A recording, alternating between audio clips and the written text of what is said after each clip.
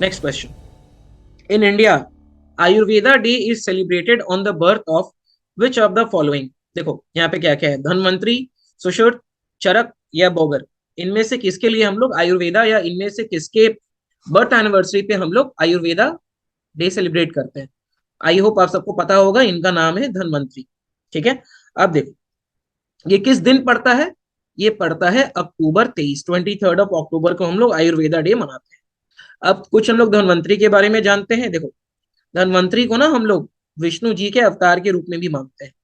He is also considered as an incarnation of Vishnu. ठीक है, और he is the originator of the practice of Ayurveda. यही अगर मैं आपसे पूछूं कि जो योग है इनका ओरिजिनेटर कौन है, तो मैक्सिमम को पता होगा फिर भी, द नेम इज पतंजलि। ठीक है, चलिए next question, who is heading the panel constituted to unravel regulatory hurdles for the venture capitalist and the private equity investors. तो उसके लिए एक पैनल बनाया गया है जो कि वेंचर कैपिटलिस्ट और प्राइवेट इक्विटी इन्वेस्टर्स को रेगुलेट करेगा। ठीक है, तो यहाँ पे कुछ नेम दिया गया है, Indeed a very factual question. तो इसका आंसर है मिस्टर मेले वितल दामोदरन। ठीक है, तो मेले वितल दामोदरन को अभी हमने अपॉइंट किया है for unravelling the regulatory hurdles, and he has been appointed by the ministry of finance. ठीक है, अब देखो ये वेंचर कैपिटलिस्ट या जो प्राइवेट इक्विटी इन्वेस्टर्स होते हैं ना, बेसिकली दे प्रोवाइड फंडिंग, ठीक है, टू द स्टार्टअप्स। ये स्टार्टअप्स को फंडिंग देती है ताकि वो ग्रो कर सके, as simple as that. Therefore we have set up मेले विठल दामोदरन कमिटी। आप याद रख सकते हो, वेंचर कैपिटलिस्ट और प्राइवेट इक्विटी इन्वेस्टर्स के लिए।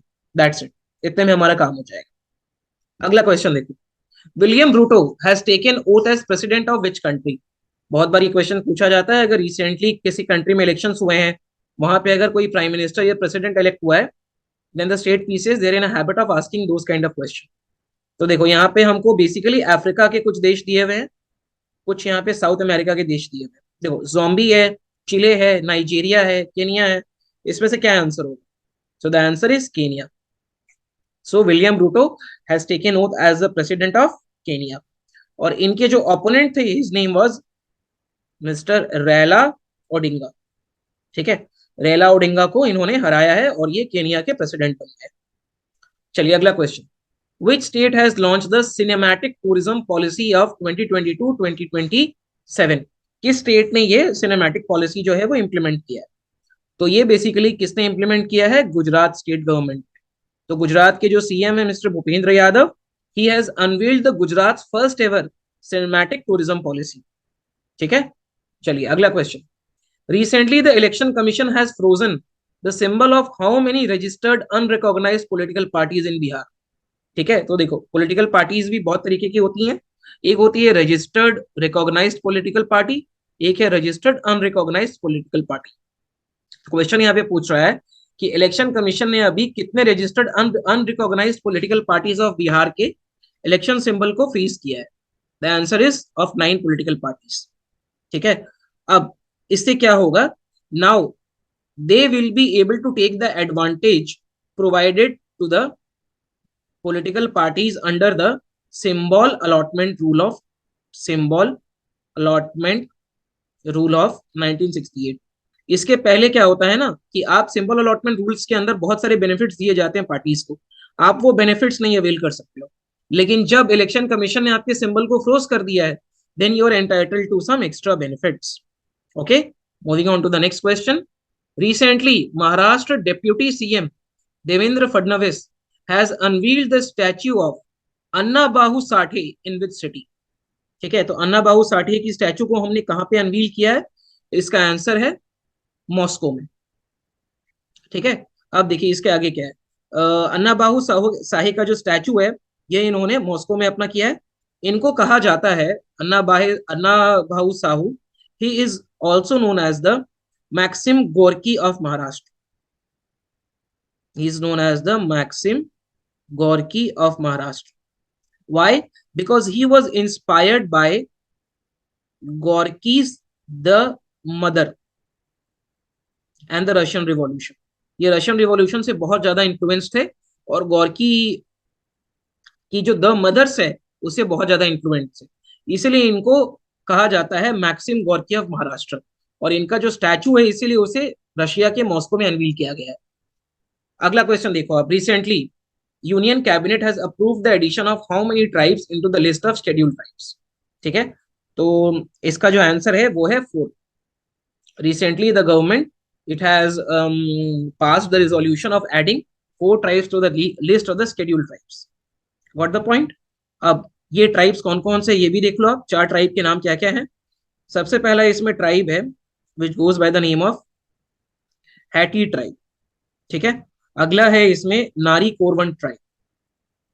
ठीक है, अगर आप बोलोगे तो मैं एरिया भी लिख दूंगा, ये सब कहाँ कहाँ के थे देखो, ये तमिलनाडु के हैं। हाटी ट्राइब जो है ये हिमाचल प्रदेश का है। Then we have third tribe which is known as the Kurivakkaran tribe. Again Tamil Nadu, and then we have the Binjiha tribe.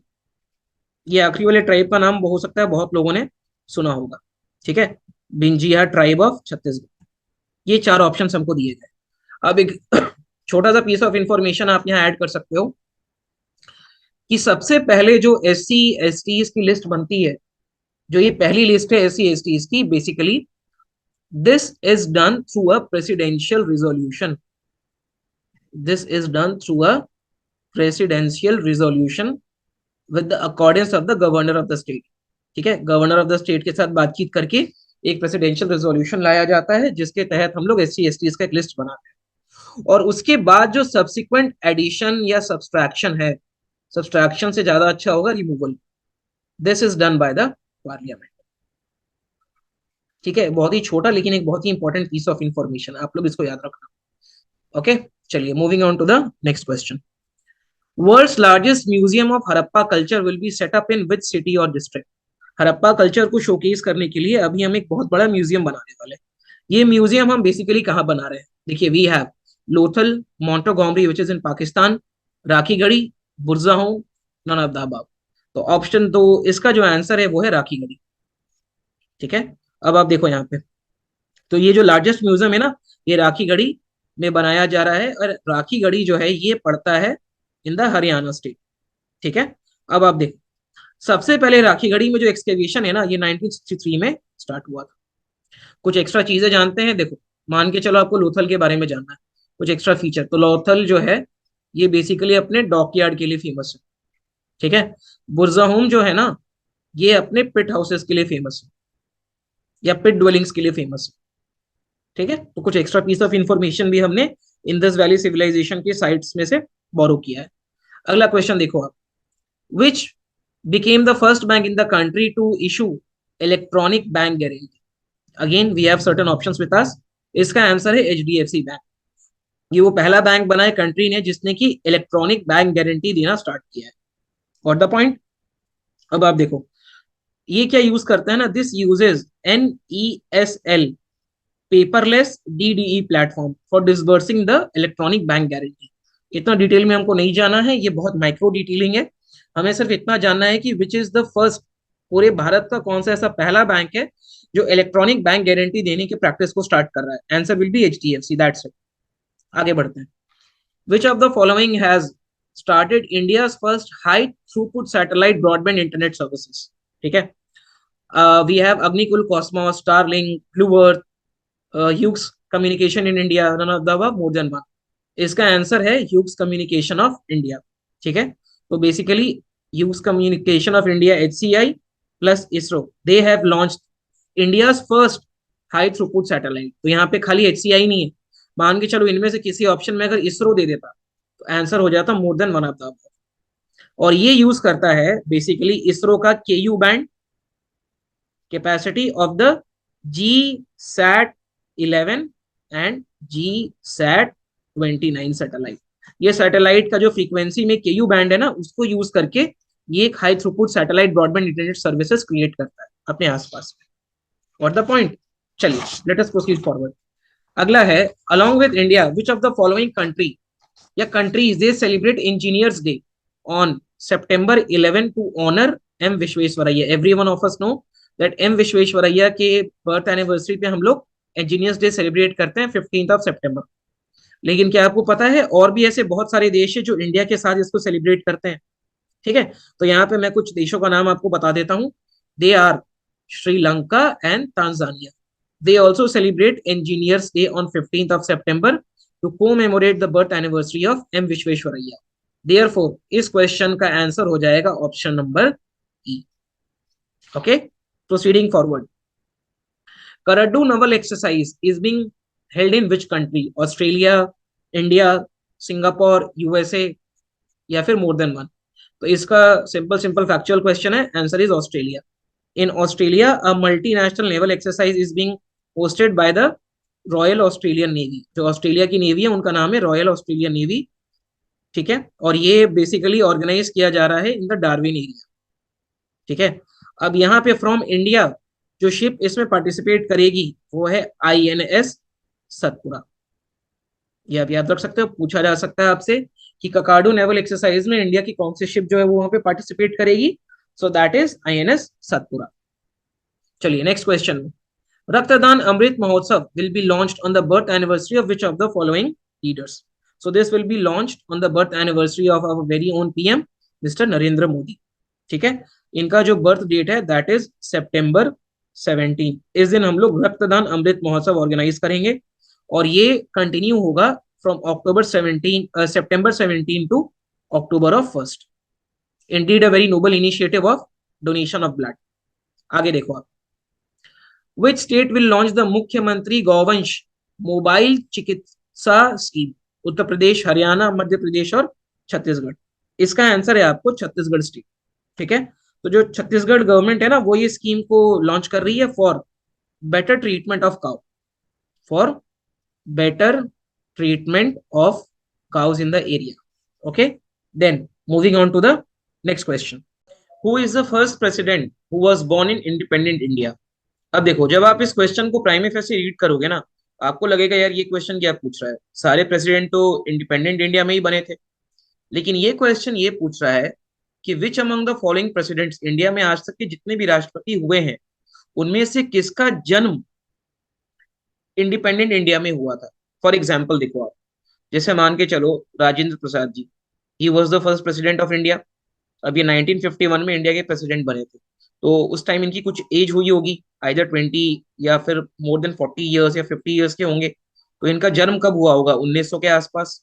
Similarly इनके बाद जितने भी प्रेसिडेंट्स बने हैं उनमें से मैक्सिमम का जो बर्थ है वो प्री इंडिपेंडेंट इंडिया में हुआ था.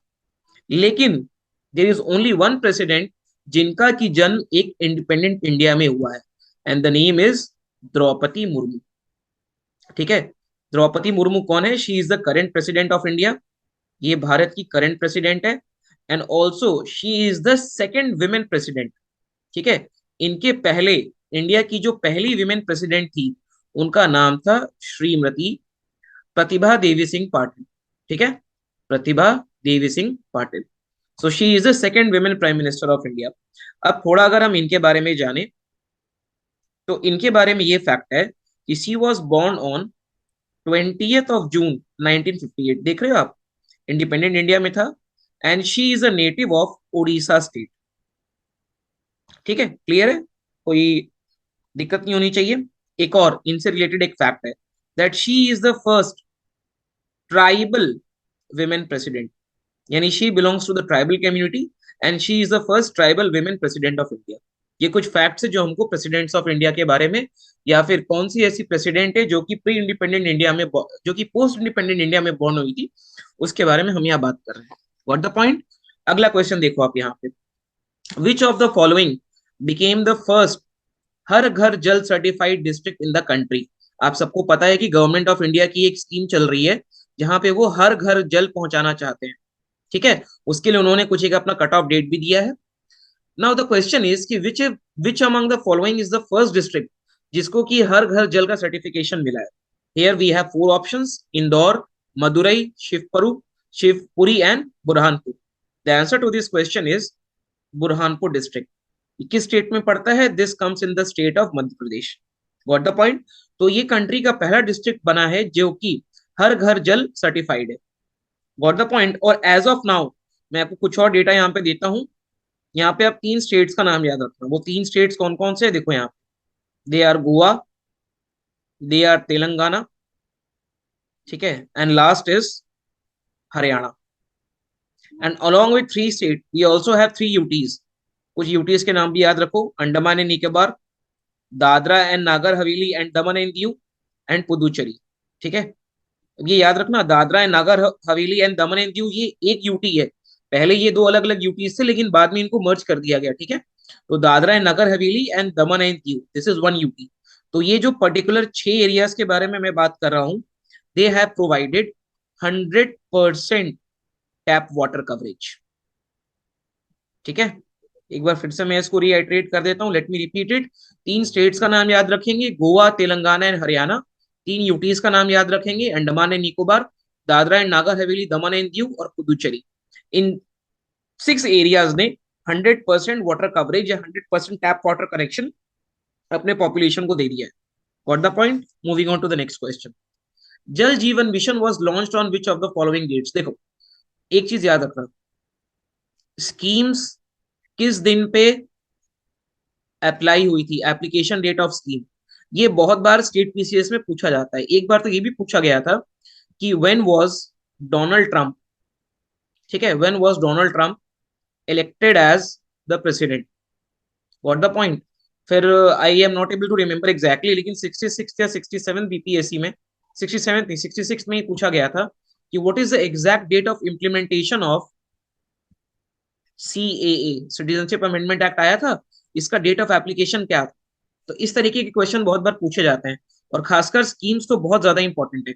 चलो ठीक है, जल जीवन मिशन तो चलो ठीक है, हम लोग सुना है, लेकिन गवर्नमेंट की जो मेन फ्लैगशिप स्कीम्स होती है ना, फ्लैगशिप स्कीम, जैसे मान के चलो जन धन योजना हो गया, स्मार्ट सिटी मिशन हो गया, या फिर प्रधानमंत्री कृषि सिंचाई योजना हो गए, ये जो गवर्नमेंट की बहुत मेजर और फ्लैगशिप स्कीम है, बहुत बार इनका भी इम्प्लीमेंटेशन और लॉन्चिंग डेट पूछ लेते हैं। ठीक है, तो अब से आप हमेशा याद रखना, कोई अगर ऐसा स्कीम अगर आपके सामने से गुजर रहा है, आप उसका लॉन्चिंग डेट जरूर याद रखोगे। ये क्वेश्चन पूछ रहा है कि जल जीवन मिशन को हमने किस डेट पे लॉन्च किया है। बहुत ही फैक्चुअल क्वेश्चन है, लेकिन एक सिग्निफिकेंट डेट है, तो इसको याद रख सकते हो। ये हमने लॉन्च किया था 15 अगस्त 2019 को, इंडिपेंडेंस डे 2019 में हमने इस स्कीम को लॉन्च किया था। Got the point? अब अगर आपसे पूछा जाए कि जल जीवन मिशन का ऑब्जेक्टिव क्या है, इसका ऑब्जेक्टिव है to provide safe and adequate drinking water. ठीक है, साफ पानी पहुंचाना इसका एम है। ठीक है, और ये एम ये कैसे पूरा करेगा? Through individual household tap connection. देख रहे हो, individual household tap connection, यानी कि हर एक व्यक्ति के घर में एक टैप कनेक्शन होना चाहिए, और वो टैप के कनेक्शन से अपना पानी पी रहा है। और इसकी जो हमने सेट ऑफ डेट, जो हमने डेट सेट की है, that is 2024 in the rural India. What the point? तो इसकी जो कट ऑफ डेट है ये 2024 है। इससे भी एक आइसोलेटेड क्वेश्चन पूछा जा सकता है। What the point? तो लॉन्चिंग डेट 2019 है, कब तक करना है? 2024 तक। क्या करना है? हमको safe and adequate drinking water पहुंचाना है। कैसे? Through individual household tap connection से। ये सी कर लो यहाँ पे। Got the point? चलिए अगला क्वेश्चन देखते हैं। रिसेंटली पोप फ्रांस, ये पोप फ्रांस की जगह पोप फ्रांसिस, ठीक है, apologize to the indigenous people of which North American या South American country for rampant abuse during the 19th century by state funded Christian schools. ठीक है, तो recently pope Francis ने अभी अपोलोजाइज किया है किसी देश के लोगों से, तो उनमें से ये कौन सा देश है? अब आप देखो यहाँ पे, यहाँ पे आपको बोल दिया है वो एक नॉर्थ अमेरिकन कंट्री भी हो सकती है। अब नॉर्थ अमेरिका जो है that is an entire continent, जिसमें we have Canada, we have United States of America, we have Mexico, and then we have South America. South America में कौन कौन से कंट्रीज आती हैं? For example Chile, okay, for example Argentina, Brazil, ये सारे देश आते हैं। चलो अब हम लोग यहाँ पे देखते हैं कि इसका आंसर क्या है। The answer to this question is that he has apologised to the indigenous people of Canada. ठीक है, तो Canada is a North American nation. Got the point? अब इससे थोड़ा सा मैं हिस्ट्री आपको दे देता हूँ। देखो, क्वेश्चन तो इन्होंने दे ही दिया है। यहाँ पे क्या हुआ था ना कि फ्रॉम 1880s टू 1970s, ये जो इंडिजिनस पीपल थे, इनके जो बच्चे थे, they were forced to attend such Christian schools, okay, where abuse was rampant. यहाँ पे इनके अगेंस्ट में अब्यूज हुआ करता था। अब एक छोटी सी चीज ये है ना कि जो अपॉलोजी पोप फ्रांसिस ने कनाडा में इंडिजिनस लोगों से किया है, similar kind of apology he had made in April 2022 also to the people या फिर to the Métis community of Rome। उनके साथ भी कुछ ऑपरेशन हुआ था, तो इन दो जगह में the pope Francis has asked for apology. इस चीज को आप याद रखें। Okay, proceeding forward. Which of the following diseases has not been declared as a public health emergency by WHO? Again देखो आप, मैंने अपने प्रीवियस वीडियोस में भी इस चीज को डिस्कस किया है कि दो कोविड-19 is a story of the past, लेकिन अभी जो रिसेंट चाइना के एक्शन है, again COVID has come into the limelight. तो देखो, पिछले साल के एग्जामिनेशंस के लिए आप कोविड से रिलेटेड जितनी भी चीजों को पढ़ते थे, मतलब कि वैक्सीनेशन के बारे में हम पढ़ते थे, we also use to read about what do you understand by pandemic, epidemic, ये सब क्या चीजें होती हैं, या फिर पब्लिक हेल्थ इमरजेंसी के बारे में हम पढ़ते थे, WHO का क्या क्राइटेरिया है। अब आप इसको फिर से रिविजिट करोगे, ठीक है। चलो, अब मैं ये वाला क्वेश्चन आपको स्पेसिफिकली डिस्कस करता हूँ। इनमें से कौन सा ऐसा डिजीज है जिसको कि WHO ने पब्लिक हेल्थ इमरजेंसी डिक्लेयर नहीं किया है? सिंपल सी चीज है, देखो आप, अगर आपको स्पेनिश फ्लू का डेट पता है, अगर आप मालूम है ना 1920s में ये हुआ था, ठीक है। जब WHO का क्रिएशन है, ये अप्रोक्सीमेटली 1940s के या 1945 के आसपास, यहीं से आपको इसका आंसर मिल जाएगा कि WHO ने जहां तक है स्पेनिश फ्लू को ही नहीं डेसिग्नेट, क्योंकि उस समय WHO का एग्जिस्टेंस ही नहीं था। तो ये क्वेश्चन आप कॉमन सेंस से भी सॉल्व कर सकते थे। इसके लिए आपको ये नहीं पता होना चाहिए कि इनमें से किन किन डिजीजेस को WHO ने क्लासिफाई किया है। Got the point. लेकिन अब हम जब क्योंकि इसके बारे में बात कर ही रहे हैं, तो लेट मी टेल यू कि कौन कौन से डिजीजेस को WHO ने ऑलरेडी बोला है कि they are a public health emergency of international concern. तो उसमें वी हैव, देखो, मंकी पॉक्स को उन्होंने बोला है, कोविड-19 को उन्होंने डेजिग्नेट किया था 2019 में, इबोला वायरस को उन्होंने 2014 में ही अपना डेजिग्नेट कर दिया था, और फिर उसके बाद में जीका वायरस को 2016 में डेजिग्नेट कर दिया था। लेकिन स्पेनिश फ्लू जो है, इसको WHO ने पब्लिक हेल्थ इमरजेंसी डिक्लेयर नहीं किया है। रीजन बीइंग क्योंकि उस टाइम WHO का रेलेवेंस वो था ही नहीं, WHO का अस्तित्व ही नहीं था। Got the point.